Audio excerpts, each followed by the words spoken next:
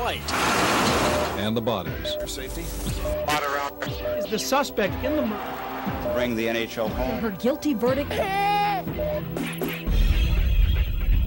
The year began in cruel fashion with road closing, life-disrupting, powerful snow along with Arctic cold. Parts of the state were shut down. The governor called out the National Guard. The president declared them disaster areas.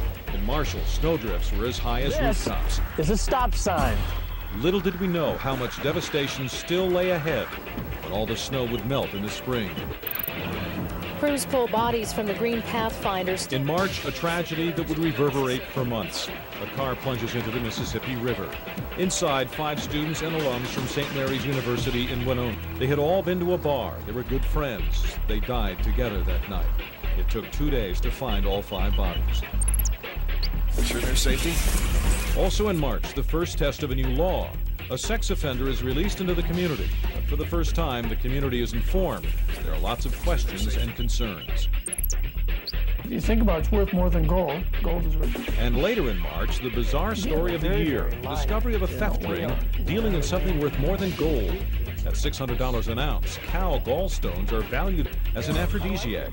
Go figure. In April, all that snow melted.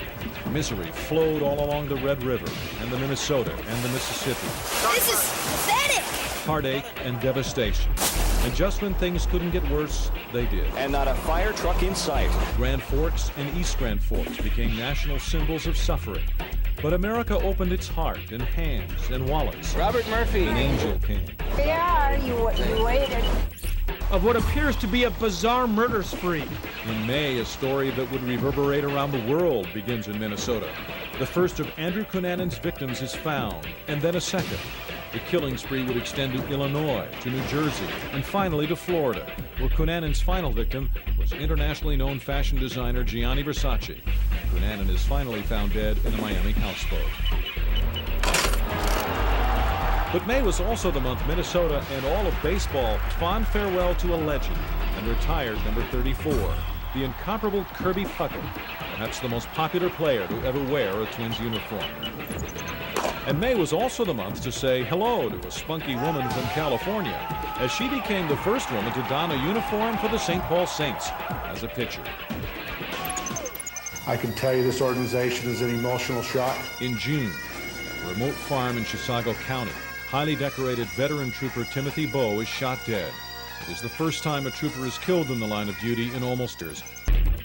Only minutes after her guilty verdict is read. A prominent Roseville dentist and his family are arrested, eventually charged with hiring a professional shoplifter to steal for them. The Dick family makes news. Hockey's back. The NHL, after much speculation, announces it is expanding to St. Paul. In July, Mother Nature's fury is unleashed again, this time in the form of driving rains, intense lightning, and tornadoes. Once again, we are reminded to live in the Midwest is to live in a sometimes unforgiving crucible of heavy weather. August is mercifully a quiet month. By comparison, it is time for the great Minnesota get-together. The Minnesota State Fair. This was not an easy decision. But September brings a shock. A buyer emerges with plans to purchase the Minnesota Twins. He wants to take them to North Carolina.